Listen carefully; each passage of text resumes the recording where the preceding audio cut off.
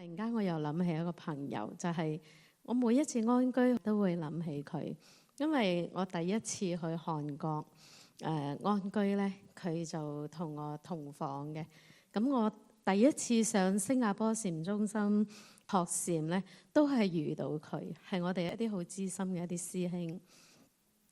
佢一生學咗好多嘢，好多唔同嘅法門都去學。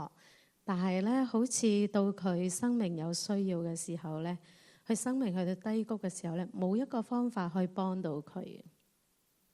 咁點解係咁咧？其實佢誤解咗去學嘅呢一個質素。有時我哋有啲學生都話：誒，唔係法門無量誓願學咩？我樣樣都去學咪好咯，咁係嘛？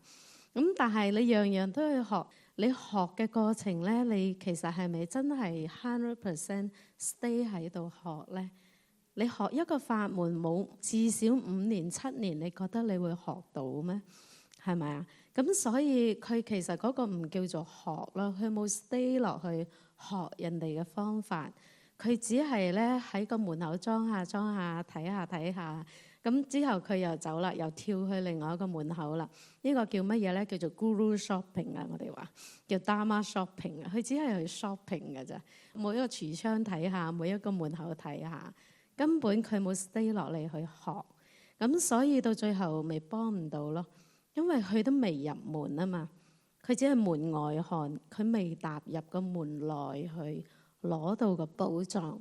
不過好可惜地咧。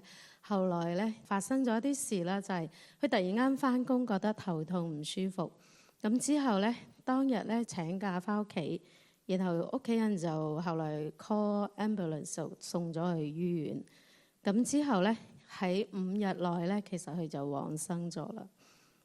當我聽到呢個消息嘅時候，我裏邊係好震驚，因為係一個都叫做幾 close 嘅朋友，而且3個月安居都住埋一齊一間房。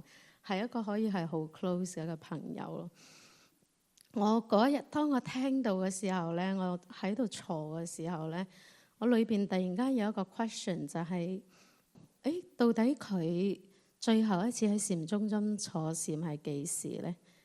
如果佢知道呢一支香係佢生命最後一支香，佢會用啲咩心去坐咧？